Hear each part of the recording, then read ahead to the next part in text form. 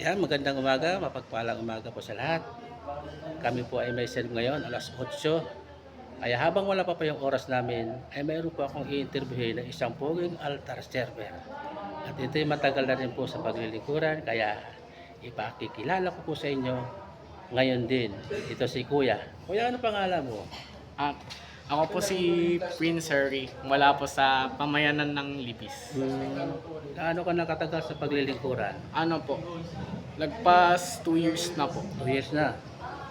Yun. Gaano ba kahalaga ang maglingkod sa ating Panginoon? Mm, mahalaga po siya kasi pag naglilingkod po kayo, hindi naman po kasi siya yung basta serve lang. Kailangan nyo po mahal nyo po talaga yung paglilingkod. Kasi di naman po kinakailangan ng simbahan na na yung mga sabihin natin yung mga taong ginagawang obligasyon lang yung pagsisimba.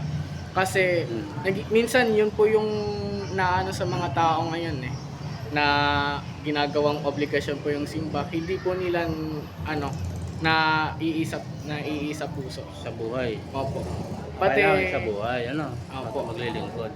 pati maano din po nakakatuwa din po na makita po yung mga kabataan na naglilingkod po sa simbahan. Okay. Lalo na po yung mga yung mga 9 years old mga nagsasakristan na po Pwede ganun. na yan. Opo. Ako katulad ko po dati dapat 5 years na. Kaso tumigil po ka. ako.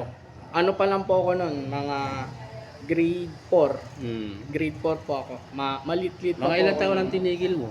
Ano po, mga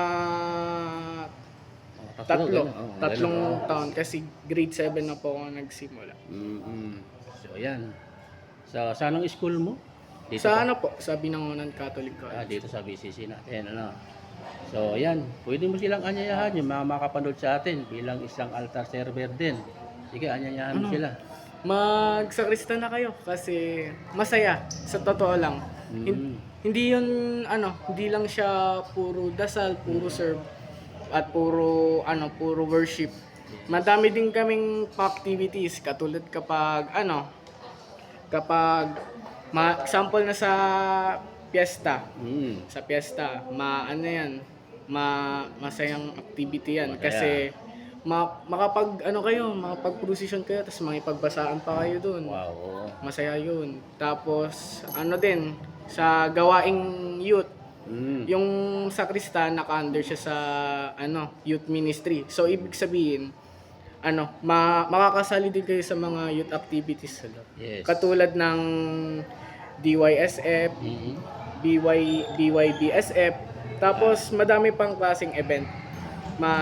Makapaghalubilo ka sa mga tiga iba't ibang mga parokya. Yes. At pag meron ding mga mga pilgrim walk katulad ng pag magiging isang sabihin natin yung isang simbahan sa ibang bayan o ibang probinsya magiging minor basilica. Okay, ang haba ng sagot mo na.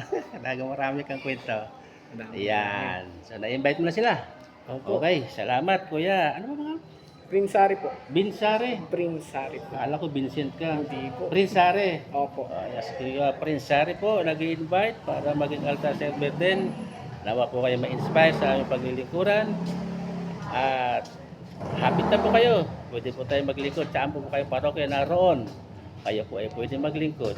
Sapagkat ito po ang way, papuntang langit. Makilala natin lubos ang ating Panginoon Diyos. Amen. God bless. Bye-bye. Bye-bye.